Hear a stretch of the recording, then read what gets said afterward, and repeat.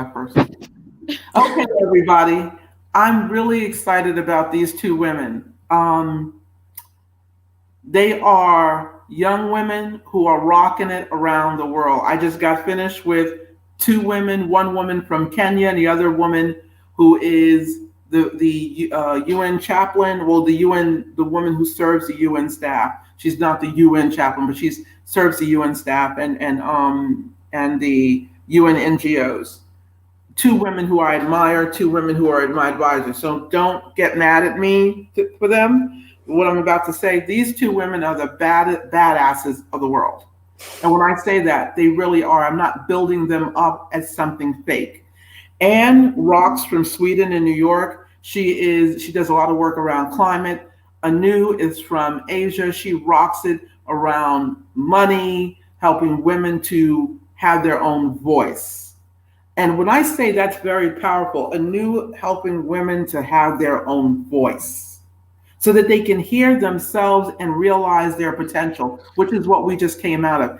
Anne is a very grounded spiritual woman who understands what we need to do to restore the climate. And having women involved in this area is one of the most powerful things we need right now because we are, it's not like men aren't grounded or they're not a part of it. Yes, we're grateful for them.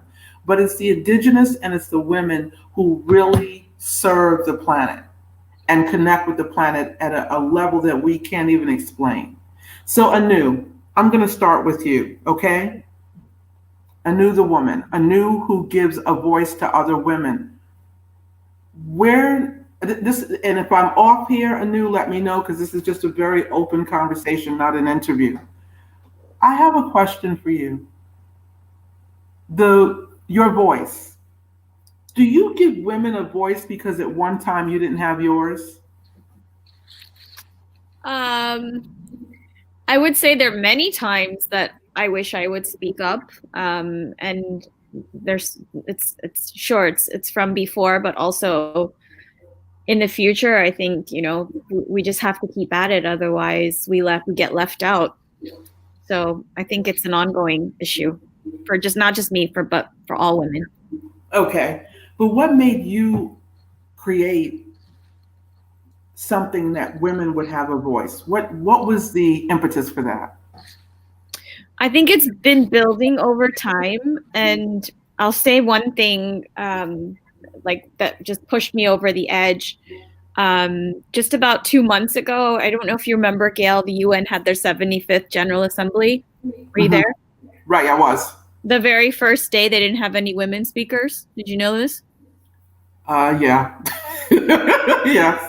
That just pushed me over the edge. Like literally, like what is this? Like this is the agency that's promoting gender equality and inclusion, and how can you not have a single woman? We're in the middle of a pandemic.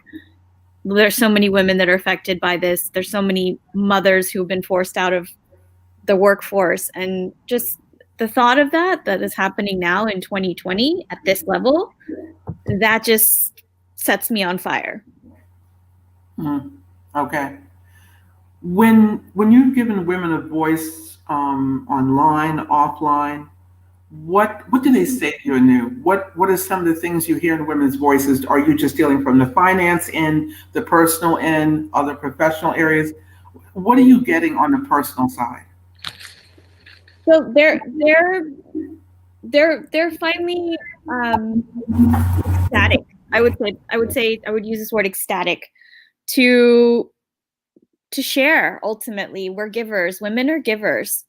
And we think of our families and our communities and the world, and we hold up 50% of the sky, and we can't forget that. And we have all these young girls looking up to us and children. And ultimately, this is if this is not a way to advance the world, I don't know what is. And so, we did a post for the State of Women Institute, our nonprofit arm, like a couple months ago to get a writer on board. We got 525 applicants. We did 100 Zoom calls, and we have like 20 journalists on board now.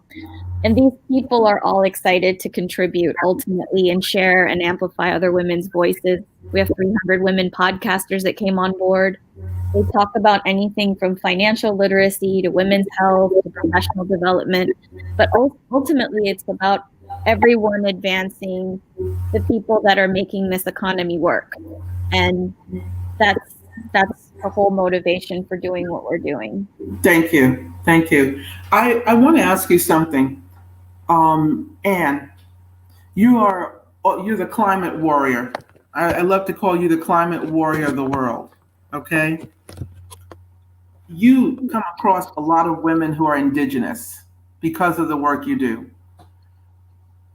This whole conference is with the three Peacemakers, the Creators 2030, and others.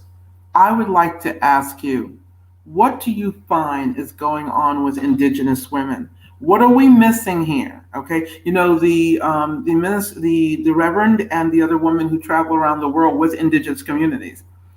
I had someone send me a message here. How could a Black woman know what's going on with the Indigenous women in Canada? Because that's the work she does. So work has no color. It's what they're connected with. And so I bring that to you because I found that question very interesting coming from Facebook while we were having a discussion. Very interesting. What have you found with Indigenous women as it references climate about what they know and their motherhood wisdom? What have you found?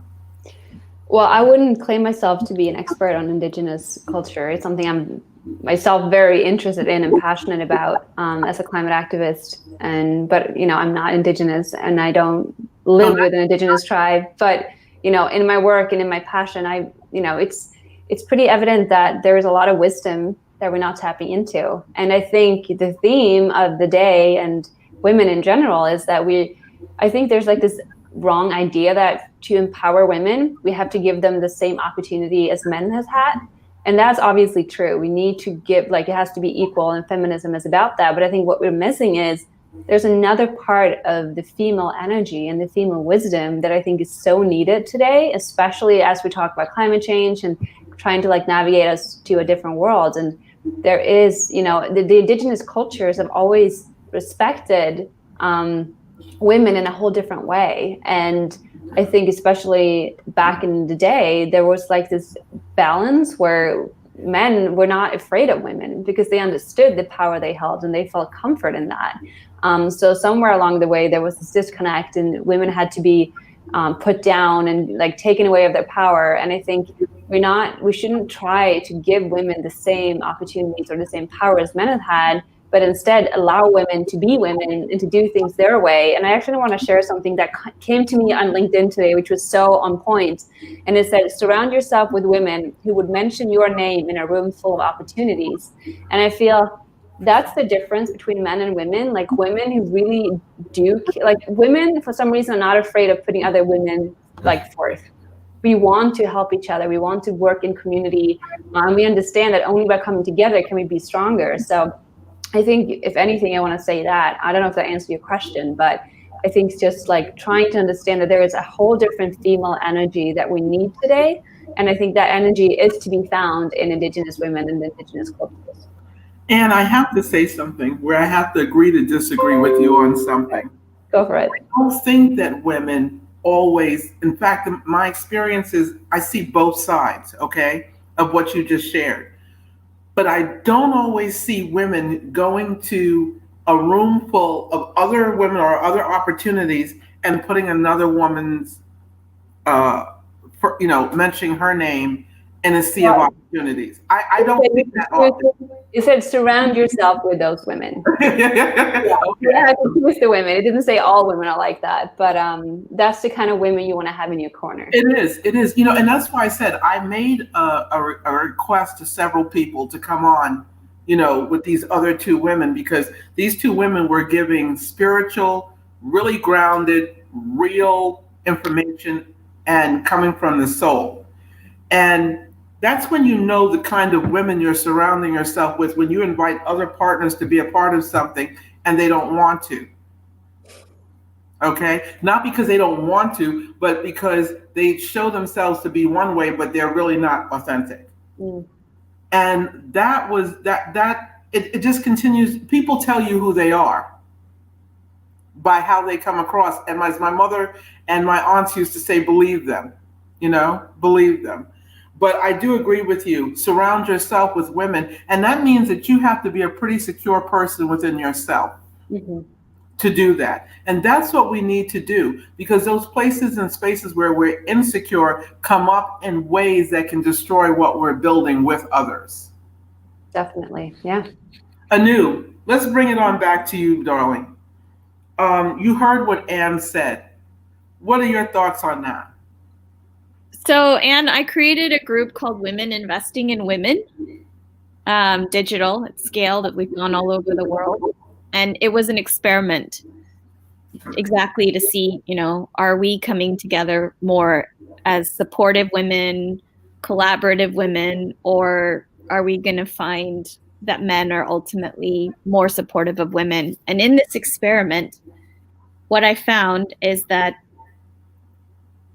men are actually stepping up more in women investing in women, ironically. And this is after 6 years. So I've been tracking this over time.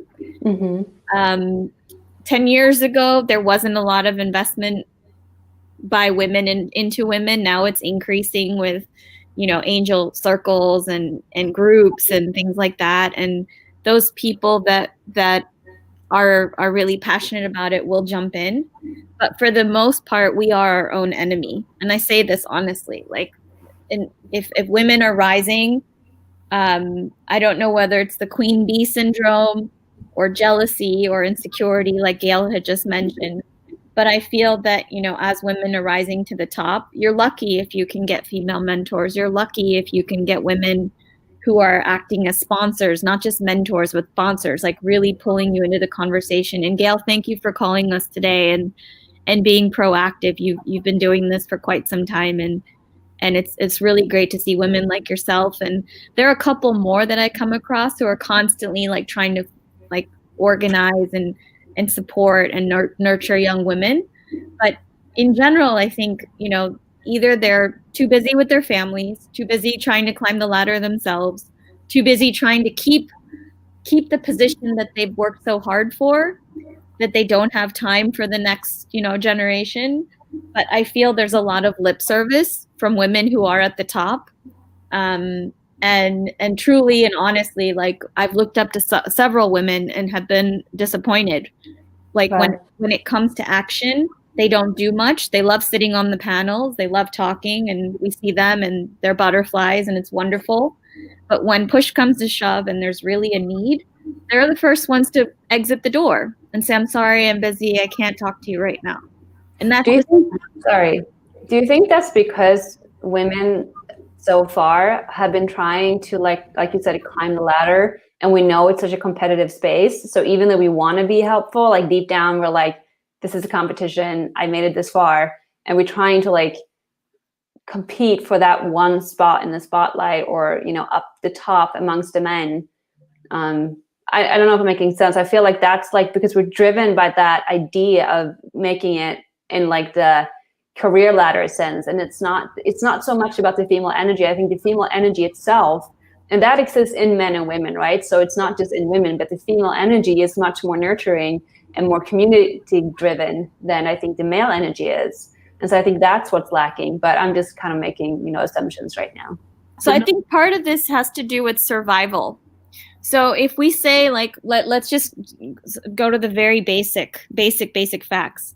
If you make 70% of the dollar, you're not getting your full share, right? So it's and this is equal pay in every country. Iceland, they protested, and the whole country, all the women said, we're not working unless you pay us equally. And they had a shutdown, literally a shutdown. But you can do that in a country of 400,000 people or whatever. You can't do that everywhere.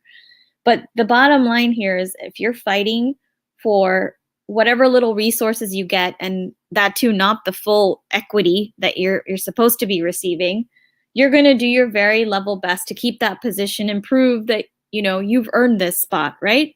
So ultimately, it's about survival. Even for the women at the top, it's about survival. If they lose focus, if they lose their balance at any point, they're no longer going to be a role model. They're no longer going to have that position. So I think it's part of this, we're constantly fighting for our own survival, and men don't necessarily have to do that at the same level, which is why there's less of you to go around. There's less of you to share.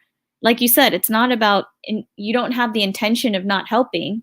You just don't do it because you don't want to overcommit and underdeliver. And I think that's a very feminine quality. Men overcommit and underdeliver all the time. And we think that's okay.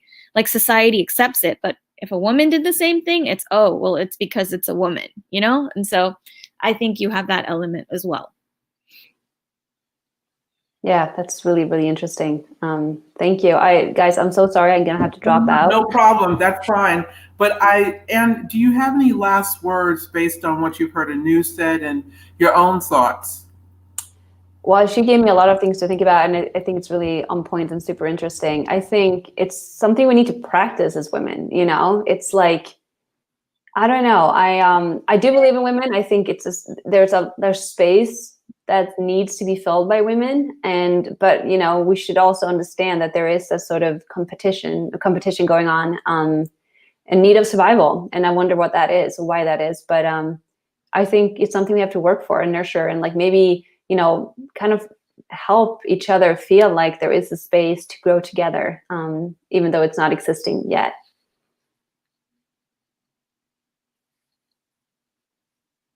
Thank you for that. Really, I do. And Anu, we're just going to talk for a few more minutes about your thoughts, because I think this is really powerful. And I just want to thank you for always availing yourself, okay, and sharing yourself, because what I want to say to people, yes, Anne is a beautiful woman. She looks like she might be innocent, whatever, but this woman is doing some major things on the planet that a lot of people are not doing. Thanks. And she's really doing it. She's brought a whole group together, and we're going to be sharing about all of our people, bringing everyone together with Com26V, the Creators 2030, the 3 Peacemakers, and everyone. But I want people to get one thing clear. I am a very real, authentic person. And see, women don't often acknowledge themselves as such. But for the women I know, and y'all know who I'm talking to, even some of you who call yourselves my partners and all of that, if you're going to be real with me. I'm calling you out. But don't play games, because COVID has taught us that we really have to connect with each other. And the other thing I want to leave you with, Anne, before you go, something that the other Anne, the other Anne from Switzerland, she said, is that even for you, Anu, the place in which we think from is what's going to determine the kind of people we engage with. Correct. Love it. Okay, and that is something I live by. It's not just I shouldn't say she said it. Her and I both have said that together. The place in which you think from. So if you think women are men, if you think you're not going to attract a great husband or a boyfriend, or if you love anybody in the LGBTQIA area, if you think you're not going to attract someone, then you won't. You'll attract someone who's not what you want in your heart. And in order to attract that, you've got to be it for yourself. Amen. I'm going to leave with that. I just clicked my next call, so I need to go. But I love you guys. So nice to see you, Anu. And as always, Gail, so good to see you. Yes. Thank you. Bye. Bye. So Anu, I want to get into a little something with you.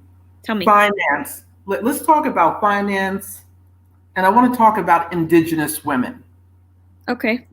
Have you worked with Indigenous women? For many, many years, actually, that was my core expertise. It was Indigenous women and children. I had done a study in 2000. This was 20 years ago. It was my graduate study on modernizing traditional medicine from Georgetown. And in that study, we had worked with shamans, healers, monks, working with children with HIV all across Asia, from Borneo to Tibet. And many of the communities had herbalists that were women. They understand plants, plant medicine, and are basically the fuel for a lot of caregiving and healing in these parts of the world where you can't get primary care or modern medicine. So you have these women who are tasked with making sure that their communities are supported. That's basically it. So this conference, we're doing blueprints, and your words, as I shared with you, will be a part of that. Wonderful. I'm half Cherokee Indian. Oh, I Now, didn't know. I know I don't go around. I only share that with Sherry, who's from the three Peacemakers, and a few other people. But I'm half. My father was full blood. He was Wow. not mixed or portion or whatever. My father was Amazing. 100% full blood, and so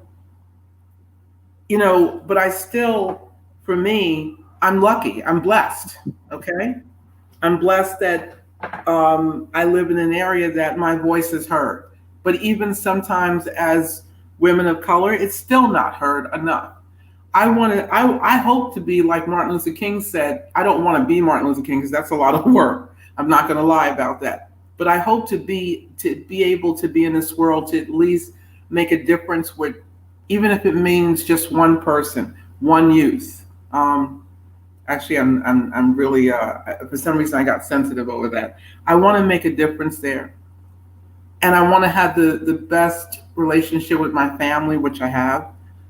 Grateful for my family, but the voice of an indigenous woman, the voice of women of color, the voice of the women in India.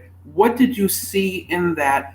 And what could you say if you were to give us a small blueprint of how a lot of women who are indigenous, they don't know where to start to build that income, to build, that self-sustaining income for themselves and their communities, not just for their homes, but for their communities, to have the life that they want to live. Where did you help them start? Can you share that with us, the indigenous women? So ultimately indigenous women, like, in order to connect with them, you really have to go looking for them, because they don't have the ability to come look for you. Let's start there. So if many of these groups have been marginalized, they haven't had an education. When I say indigenous, like the communities that I went to, these were out in the forest, like in the middle of nowhere, and they were living their traditional lives. That's what it was. It's like they're basically simple people, right? And it's more about wisdom rather than knowledge, right? You can be book smart or you can be life smart, and these women were life smart. And so ultimately, if you say, like, how do you help them? Number one is to identify who they are. Find out where are they? Who are they? What are they? What are their needs? And you start at that level, which is basically engaging and really seeking them out. And once you start there, it's a conversation, and it's not so much us telling them what they want or need. It's us being listeners. So I think the first step is to be a good listener. And then once we know what it is that their greatest needs are, you start from there, and then you find out what their skills are. Once you know what their skills are, you can say, okay, well, if you can do this, let's put a value to it. And once they have value, right, the next step is to basically say, well, who needs this value? And from that point forward, you can say, all right, well, if there's value, then you need to find the people that are going to give you something in exchange for that, be it money, be it resources, be it whatever. Does that make sense? Yes, it does. Because I think a lot of people talk at the indigenous like there's something, you know what I mean? And even I had to catch myself today. When you were amongst the indigenous communities, what did you learn? Share some of the things that you learned from these, the indigenous communities around the world, and the healers and the shamans. Okay, the first thing is they know way more than us. And if you want to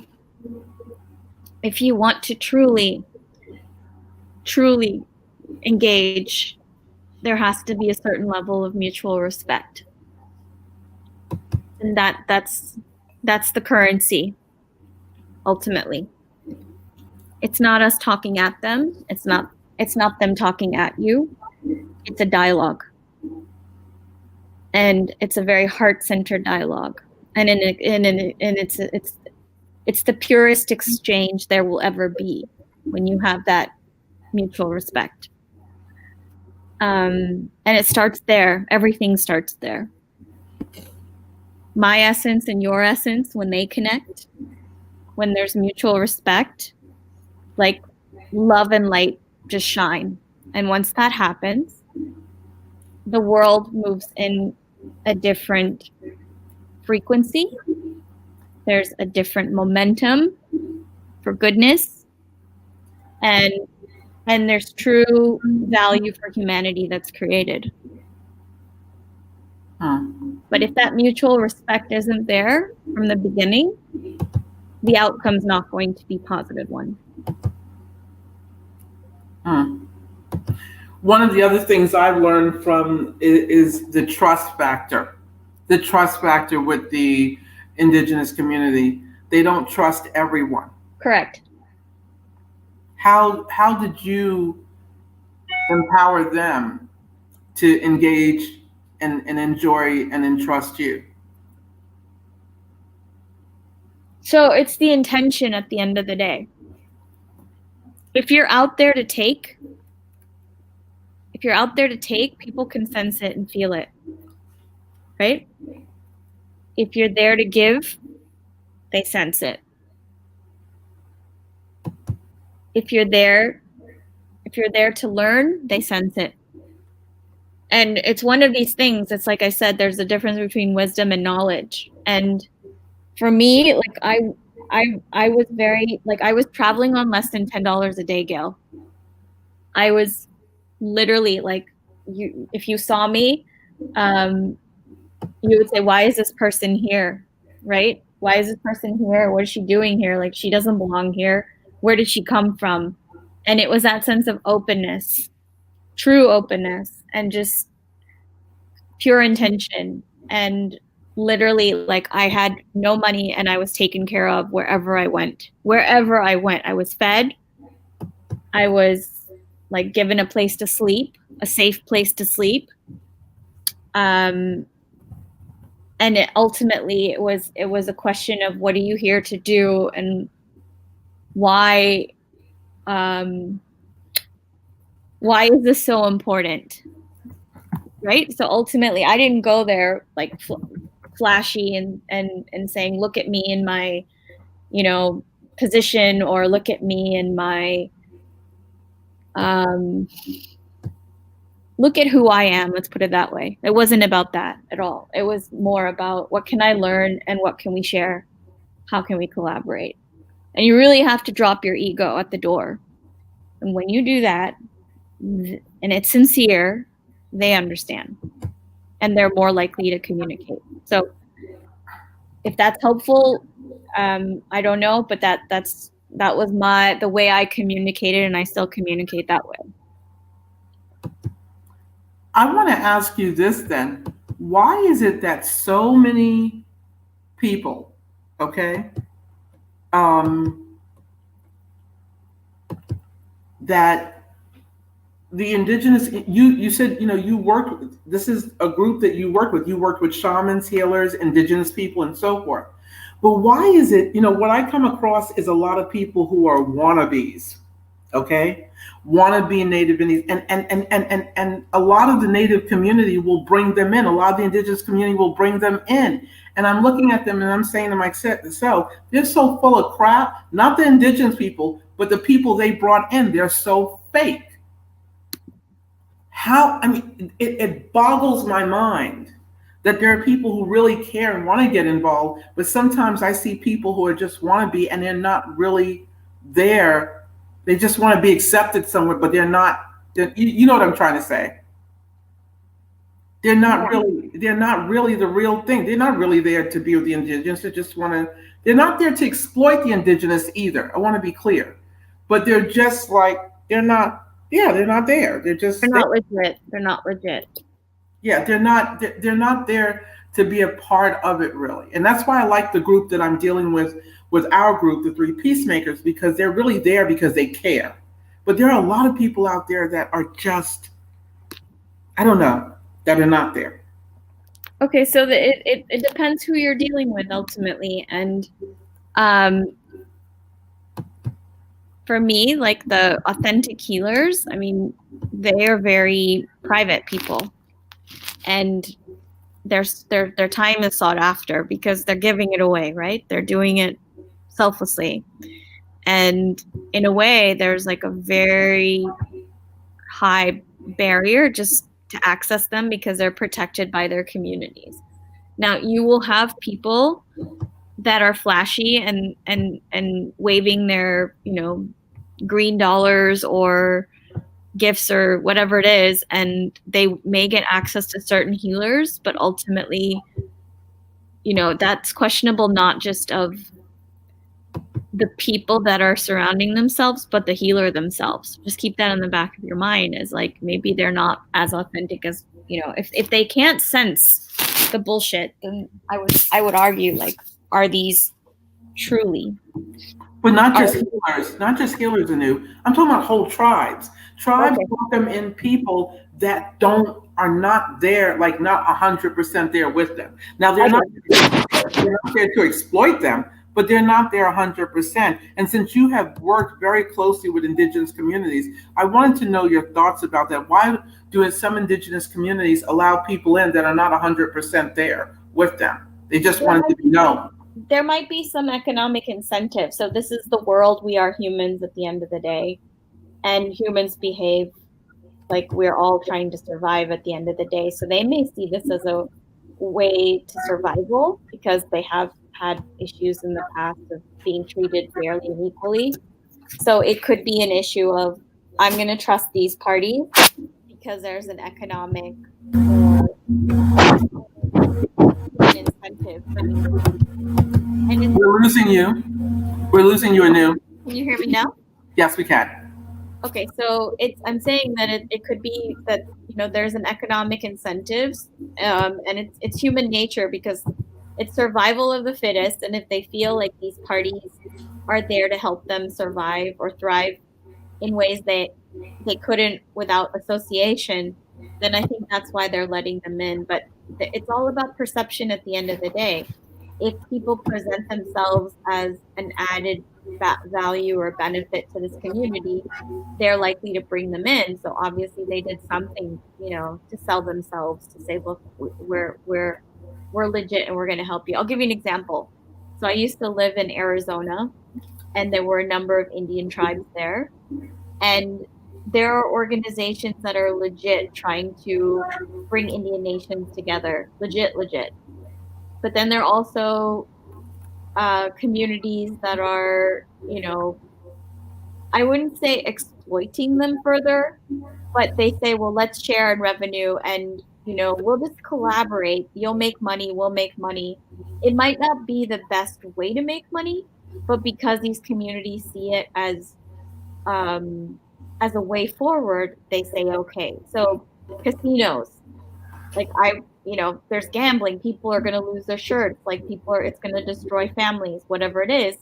But because it's on Indian land and it's a revenue generator, they'll say, okay, we'll go along with it because it's going to help our tribe and it's going to help our people. Does that make sense? Yeah, it makes a lot of sense. It makes a hell of a lot of sense. Yeah, it makes a hell of a lot of sense. Thank you for sharing it that way. Whatever I can do. Yeah, that means a lot because, one often wonders about that. You know what I mean? They do, but they don't talk about it. And this is the thing, like if you go to other reservations and they're starving and there's no electricity, right? There's no electricity.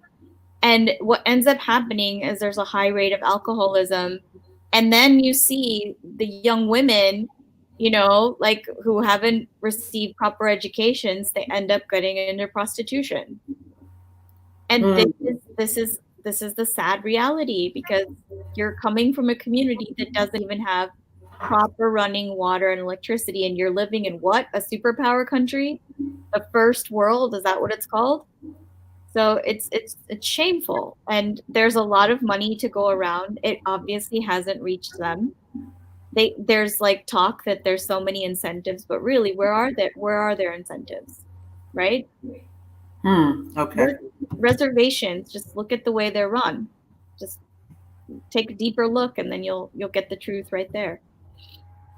And have you worked on reservations in general with any of the indigenous communities around the world? No, so I was more of a researcher. I was doing this in graduate school. It was a lot of advocacy work, community building. I had partners who were on the ground that would basically interface with all of the communities. I was writing the grants, writing the proposals, giving the talks.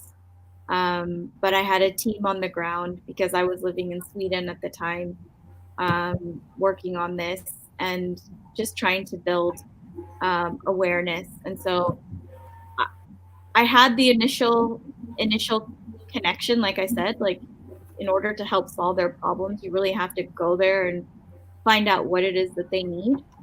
But you can't advocate for something if you don't know, right? So ultimately, you need that part of the equation. But I spent most of my time on the advocacy side, not hands-on at the community level. Got it. I got it. Wow. Well, I just, what have Anu, can you tell us where you're from originally? I'm from everywhere but nowhere. That's the honest answer. So I'm a child of God, and I was born in the United States, but raised in India for the first few years of my life. I came back to the United States, went back to India, spent some formative years there, came back, and then went to college and graduate school here in the US, but lived abroad for the past 20 years, almost 20 years, and lived all over the world, and recently came back to the United States, and have been here since. And I think my path is going to take me abroad again soon, once this COVID pandemic is over. I can't wait, but go ahead. Yeah, like get the vaccines rolling. Well, there's another answer to that. We have vitamin D, which we had a doctor on, who's a doctor with the Royal Society of Medicine. And he's foremost knowledge on vitamin D itself. So yeah, the vitamin D, the efficacy studies he's done around the world, and also he deals with the FDA, has shown that COVID can be. I don't like to say the word cured because we're not there yet, but can actually be eradicated on vitamin D3 without the medication. So that's going to prove to be very interesting. Is that basically sunlight, or is it like a supplement? No, vitamin D is, first of all, a hormone. I just found this out myself. It's a steroidal hormone. Okay. And it's something, and it manages 3,000 of the 30,000 cells in our body that we need. Wow. So I learned a lot myself. Great. And so this is something that, is definitely there. It's definitely something we're dealing with, and it's amazing. But yeah, it's really great. It's really, really great and exciting as well. Awesome. So I thank you, but I do have one last question for you. As someone who worked with indigenous communities, even if it was the research,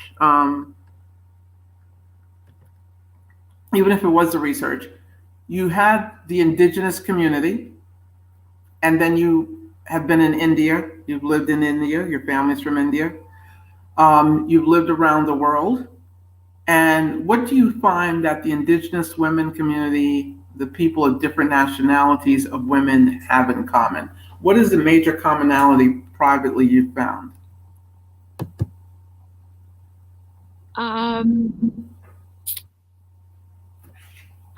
I would say that again, this is women in general. This is like, you have a community of givers, right? The majority of them are selfless. They don't know what their value is. They don't know what their worth is. Sometimes they give away something that's precious and priceless without understanding the consequences. Does that make sense? Yes. Can you just say a little bit more about that? So ultimately, we want to see good in the world, and I believe these women are healers. Many of them are innate healers, and it's a different way of life, and it's very community centric. So indigenous groups are community centric, and that's how they thrive. That's how they survive. That's how they survive and thrive. Let's put it that way. And so if the community doesn't share, there's more to lose than there is to gain, right? And so the thing is, when you're welcomed into the community, the first thing they do is they share, because that's their way of surviving and thriving. But what they don't realize is sometimes people that were brought into the community have ulterior motives, and they're not really looking at this as a community. They're looking at this as a stepping stone to something new or something else. So the motives are, if the motives are pure, if the intention is true, something positive will happen. And women are not going to distrust immediately. They're going to welcome, and they're going to share, because that's what they do. And so in some ways, like, is there a way that we can protect them? Yes, there's the UN Treaty on Biodiversity. Do these people even know what that is? No. But they share openly and willingly, and for the benefit of the greater good. Some people, and I won't say some, many pharmaceuticals companies have gone in and said, oh yeah, they're sharing. This is for the greater good. Yes, it's for the greater good. But ultimately, we need to be thinking as a community and also share, right? And that's what's forgotten, is like, yes, we're sharing, we're developing, we're whatever, but let's make sure that we remember the intention of where we receive this wisdom and knowledge from the beginning. Okay, got it.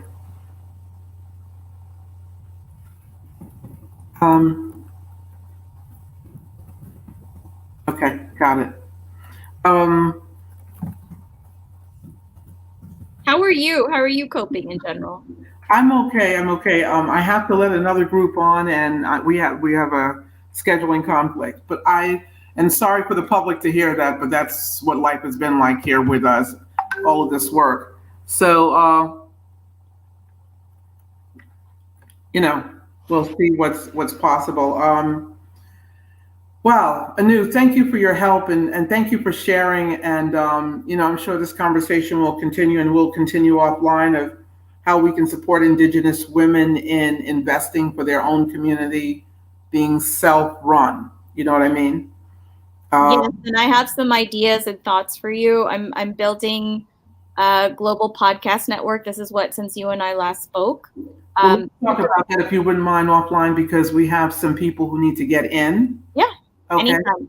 Yeah, just hold on 1 second. Everyone, thank you. Anu has so much. It would take more than that. We have to break it up because she has so much to offer as a human being. And I love her to death. Love you. When people hear me, I just want people to be clear. When I say I love someone to death, I really do. It's not like BS. There are people that I don't love. Please call me. Yeah. We'll talk some more. Yeah. So we're going to end this broadcast, and I thank you. Thank you. Have a great day. Bye-bye. Bye.